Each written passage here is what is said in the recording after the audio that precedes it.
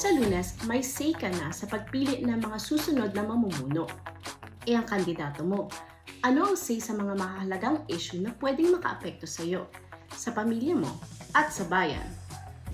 Baka walking red flag ang kandidato mo. Naku ha, don't me. May nailatag bang solusyon sa kahirapan ang kandidato mo? Kung panay ayuda at temporary solutions lang, hard pass. Ang kailangan natin, long-term na solusyon para tugunan ang kahirapan. May krisis din tayo sa tinatawag na inequality o hindi pagkapantay-pantay sa lipunan. May konkretong hakbang ba siya para tugunan ito? Climate change is real. Ang kandidato magde-deny, hard pass. Ano ba ang gagawin niya para mapaghandaan ang mga disaster at sakuna na taon-taon na lang nananalasa?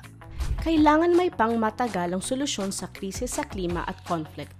Local leadership na may consultation sa taong bayan, gagawing resilient ang household at communities, at hindi yung kikilos pag naisipan lang. Consistency is the key. Kung check siya sa mga katangian niyan, i-shade ang pangalan niya. Iginagalang din ba niya ang tradisyonal na kultura at gawi sa pamayanan? Hindi ba siya nakikipagsabuatan sa kung sino man para labagin ang karapatang pantao nino man? If yes, then check na yan. Pero kung kontra or deadma, hard pass. Hindi niya deserve ang boto mo. Tandaan, magsisimula sa kamay natin ang katuparan para hindi lang sana all, kundi truly all may patas na bukas.